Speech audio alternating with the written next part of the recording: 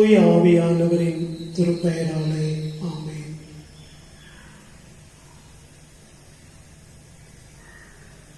கடவுள் ஆவியாயிருக்கிறார்.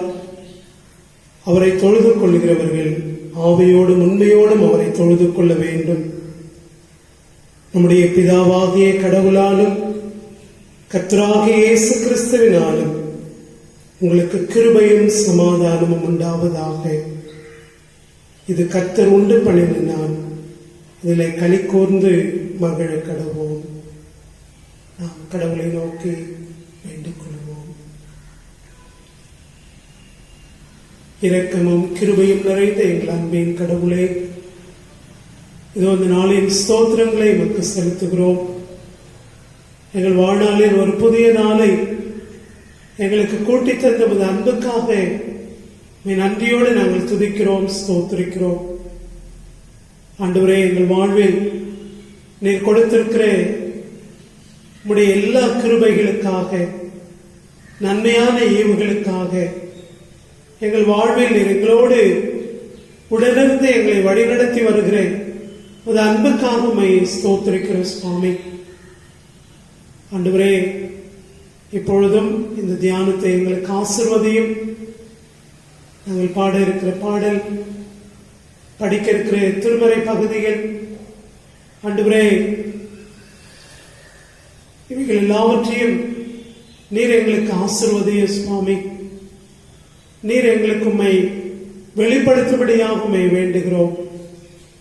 ஆண்டவரே, எங்களை தாழ்த்தி ஒப்புக் கொடுக்கிறோம். இயேசுவின் வழியாய் கேட்டுக்கொள்கிறோம் எங்கள் அன்பின் கடவுளே, ஆமென்.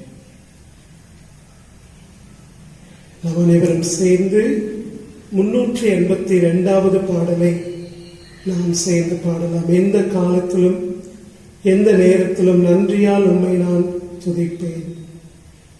382வது கீர்த்தனை.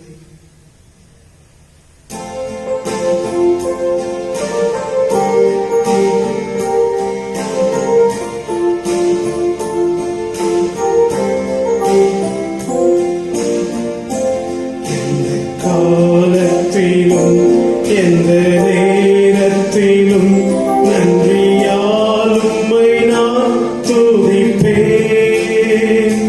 இயேசுவே, உம்மை நான் துதிப்பேன், துதிப்பேன். எந்த வேளையிலும் துதிப்பேன். இயேசுவே, உம்மை நான் துதிப்பேன், துதிப்பேன்.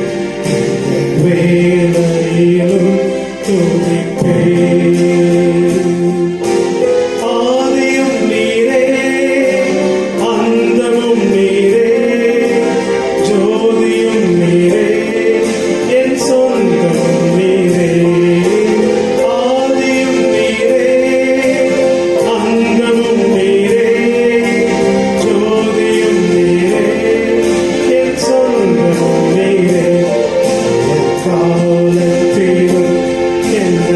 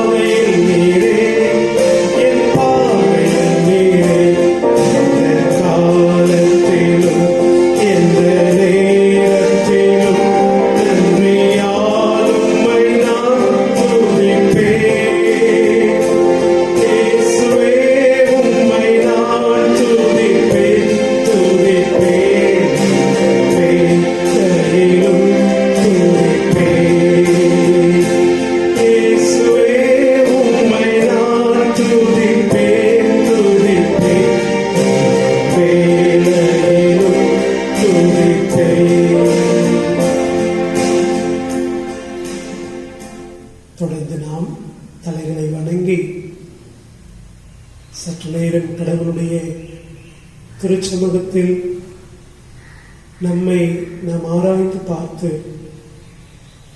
நம்முடைய பாவங்களுக்காக கடவுளிடத்திலே மனம் வருந்தி நம்முடைய பாவங்களை நாம் அறிக்கையிடுவோம்.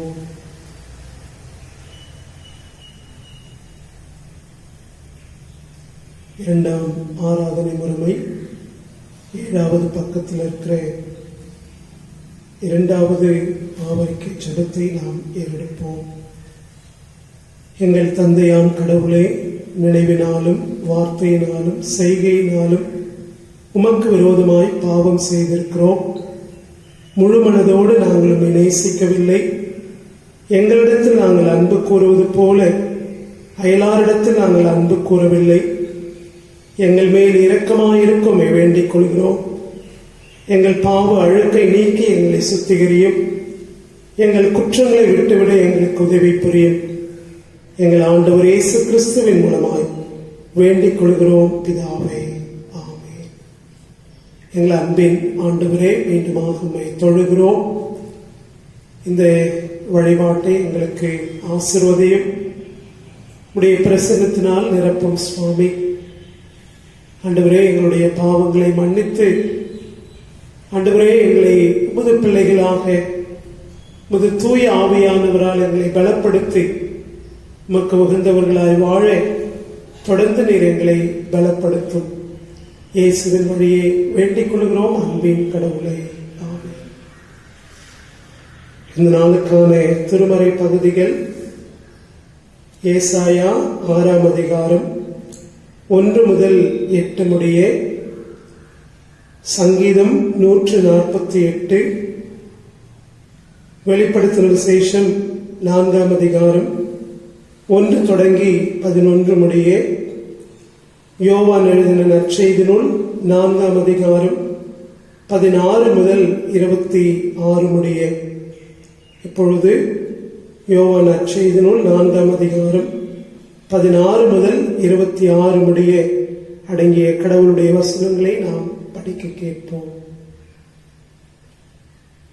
யோவான் 4ஆம் அதிகாரம் வசனம் 16 முதல் 26 முடிய. இயேசு அவளை நோக்கி, நீ போய் உன் புருஷனை இங்கே அழைத்து கொண்டு வா என்றார். அதற்கு அந்த ஸ்திரீ, எனக்கு புருஷன் இல்லை என்றாள். இயேசு அவளை நோக்கி, எனக்கு புருஷன் இல்லை என்று நீ சொன்னது சரிதான். எப்படி எனில் 5 புருஷர் உனக்கு இருந்தார்கள். இப்பொழுது உனக்கு இருக்கிறவன் உனக்கு புருஷன் அல்ல. இதை உள்ளபடி சொன்னாய் என்றார். அப்பொழுது அந்த ஸ்திரீ அவரை நோக்கி, ஆண்டவரே, நீ தீர்க்கதரிசி என்று காண்கிறேன். எங்கள் பிதாக்கள் இந்த மலையிலே தொழுது கொண்டு வந்தார்கள். நீங்கள் எருசலேமில் இருக்கிற ஸ்தலத்திலே தொழுது கொள்ள வேண்டும் என்கிறீர்களே என்றாள். அதற்கு இயேசு, ஸ்திரீயே, நான் சொல்லுகிறதை நம்பு.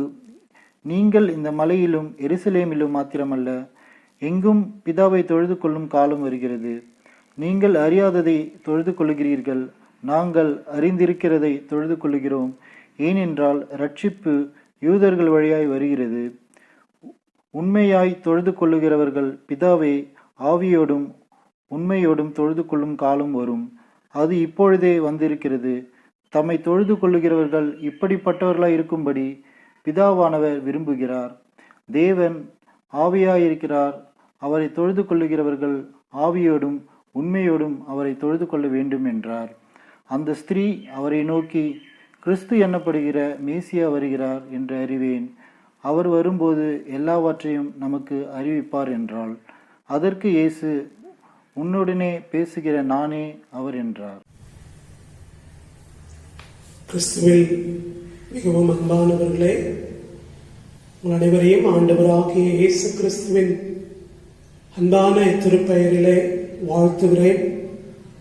கடவுளுடைய கிருபையும் கடவுளுடைய ஆசீர்வாதமும் நம்முடைய வாழ்க்கையிலே தொடர்ந்து இருப்பதாக.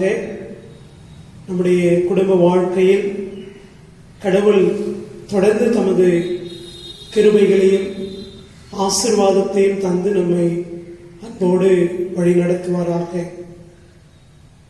இந்த கொரோனா தொற்று, இந்த வைரஸ்னால ஏற்பட்டிருக்கிற பாதிப்புகள் எப்பொழுது சீரடையும் என்கின்ற ஒரு பெரிய கேள்வியோடு கூட நாம் வாழ்ந்து கொண்டிருக்கிறோம்.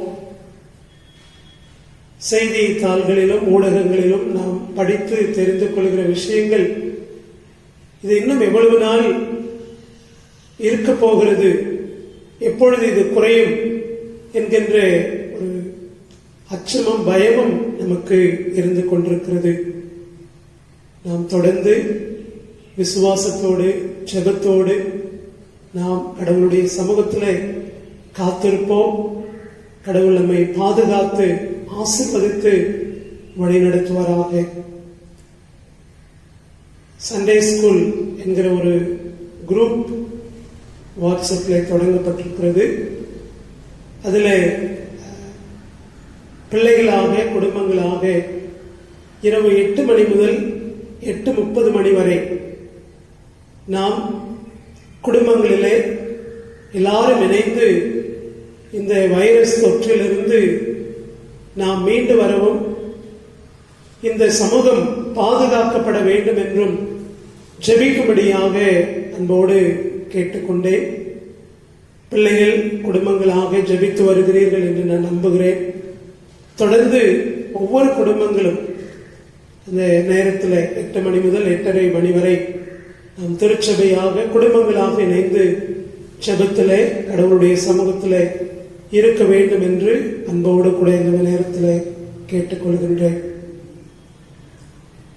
நம்முடைய புதிய ஆலய பணிகளுக்காக தொடர்ந்து ஜெபித்துக் கொள்ளுங்கள். இப்பொழுதாவது மார்க்கெட் வருகிற பொழுது நீங்கள் புதிய ஆலயத்தை வந்து பார்க்கும்படியாக அன்போடு கூட கேட்டுக்கொள்கிறேன்.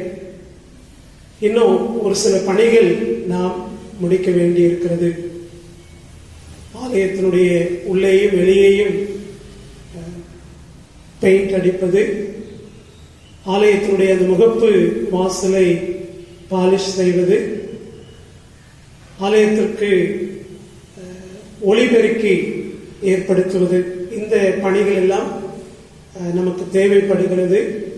அதற்காக நீங்கள் தொடர்ந்து ஜெபித்துக் கொள்ளும்படியாக இந்த நேரத்தில் அன்போடு கூட கேட்டுக்கொள்கிறேன். இதனுடைய செலவினங்களை ஒருவேளை நீங்கள் குடும்பங்களாக ஏற்று செய்வீர்கள் என்று சொன்னால் அந்த வேலைகளை நாம் இப்பொழுது செய்ய முடியும். அதற்காக நீங்கள் ஜெபிக்கும்படி அன்போடு கூட கேட்டுக்கொள்கிறேன். இந்த நாளிலே நம்முடைய தியானத்திற்காக திருச்சபை நமக்கு கொடுத்திருக்கிற தலைப்பு வழிபாடு மக்களின் நம்பிக்கையை கொண்டாடுதல். Worship, celebration of people's faith.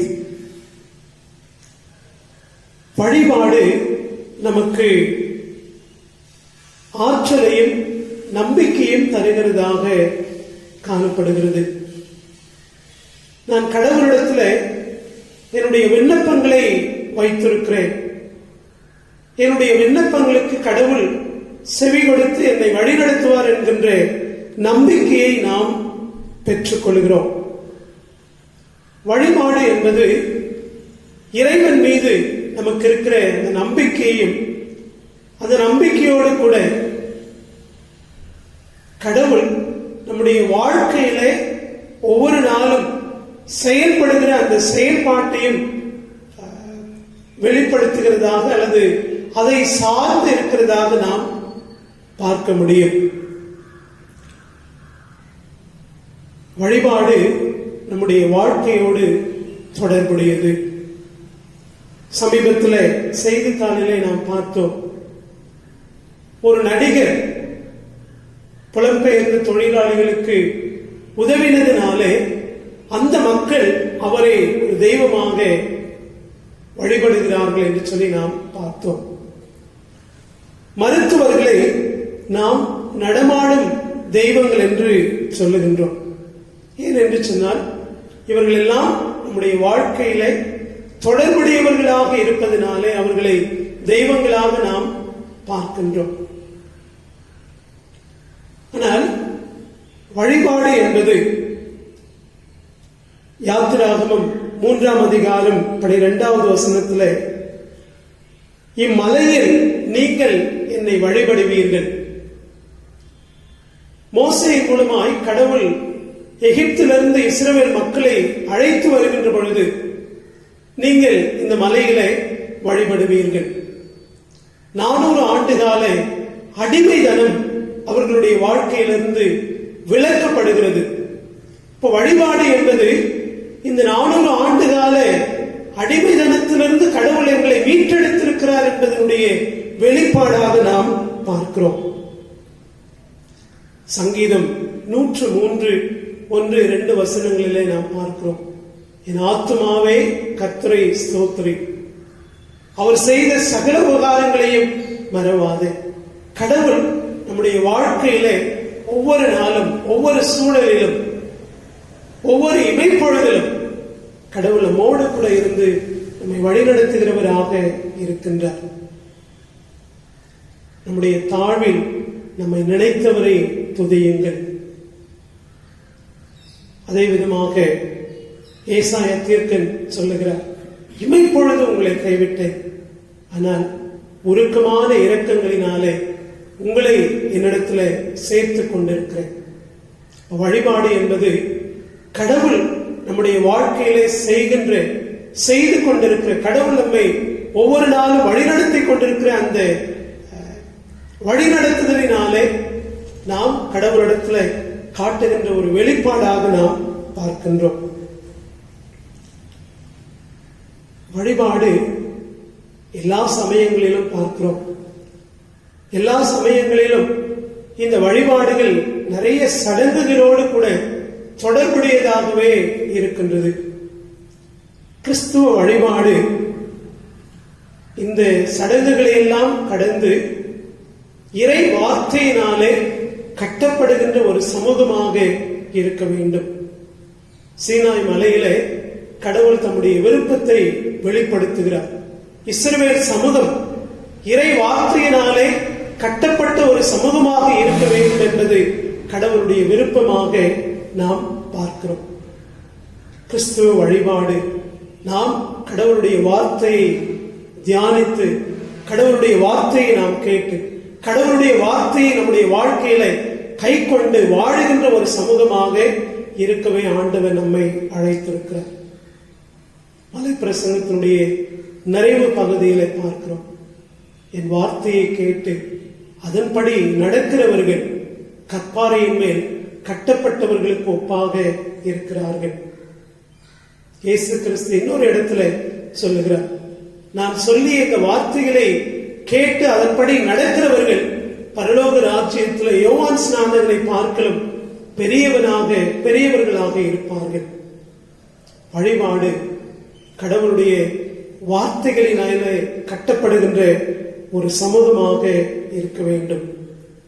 இன்றைக்கு யோவான் நற்செய்தி நூல் 4ஆம் அதிகாரம் 16 முதல் 26 வரை வருகின்ற பகுதியினுடைய அடிப்படையிலே தொடர்ந்து நாம் சிந்திக்க உங்களை அன்போடு கூட அழைக்கிறேன். யோவான் 4ஆம் அதிகாரம் நம் அனைவருக்கும் நன்கு தெரிந்த ஒரு திருமறை பகுதி. சமாரிய பெண்ணோடு ஆண்டவர் இயேசு கிறிஸ்து உரையாடுகின்ற பகுதி. இந்த உரையாடல் ஒரு சாதாரணமான உரையாடல் அல்ல.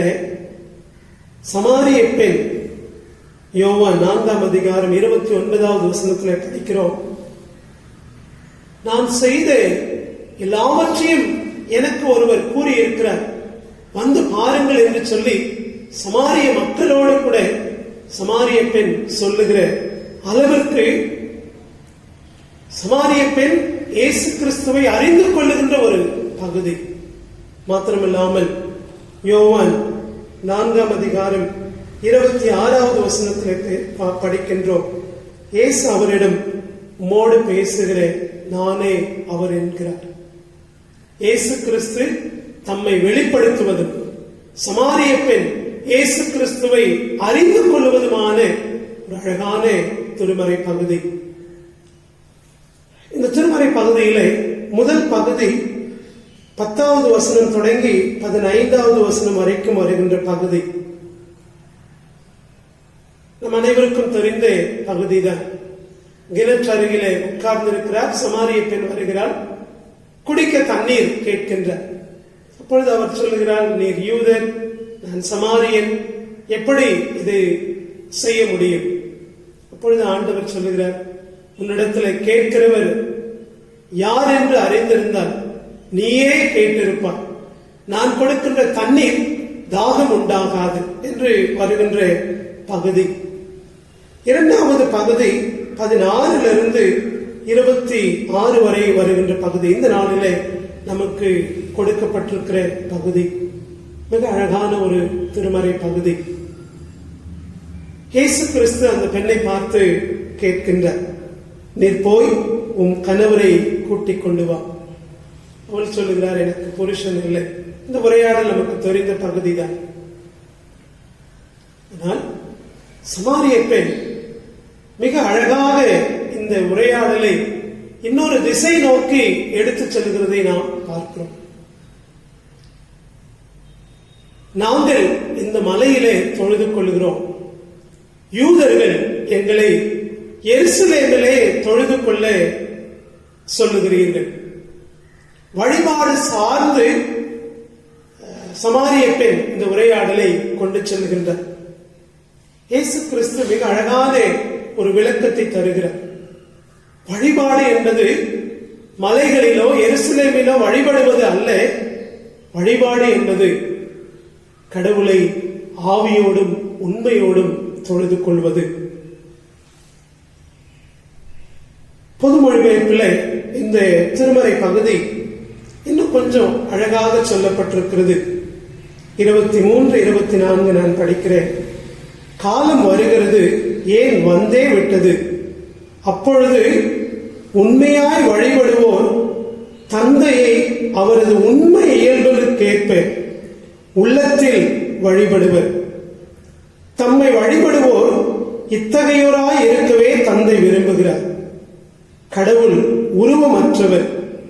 அவரை வழிபடுவோர் அவரது உண்மை இயல்புகளுக்கேற்ப உள்ளத்தில்தான் வழிபட வேண்டும்.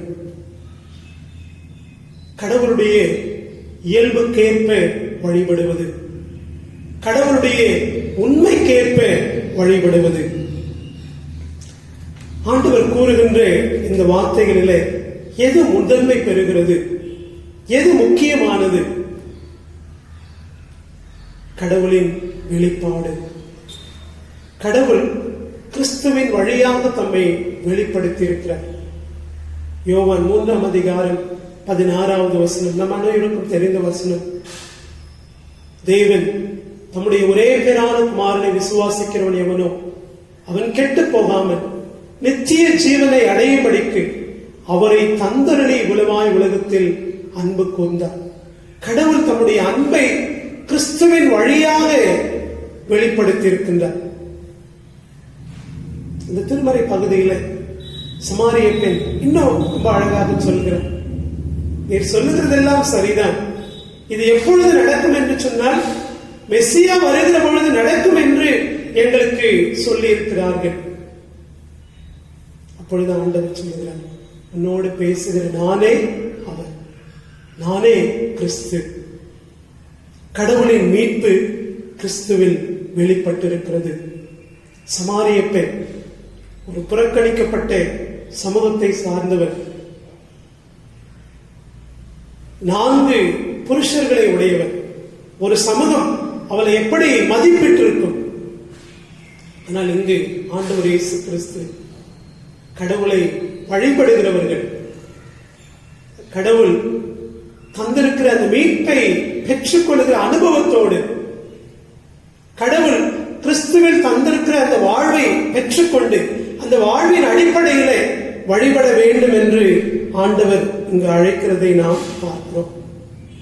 கிறிஸ்துவை அறிந்து கொள்வது, கிறிஸ்துவை ஏற்றுக்கொள்வது, கிறிஸ்துவுக்காக அர்ப்பணிப்பது.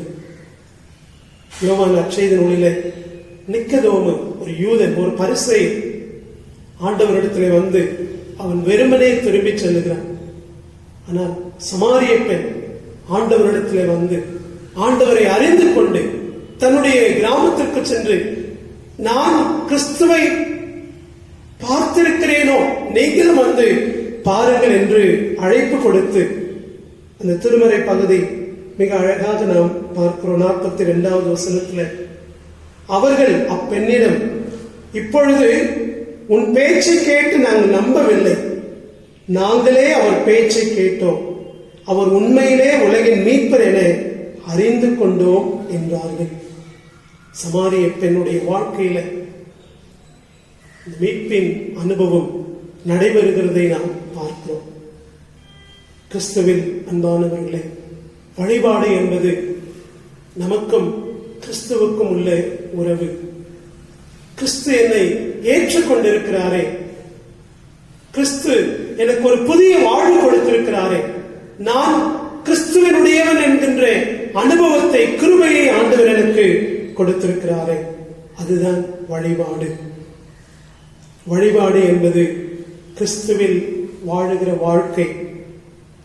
Living in Christ, life in Christ.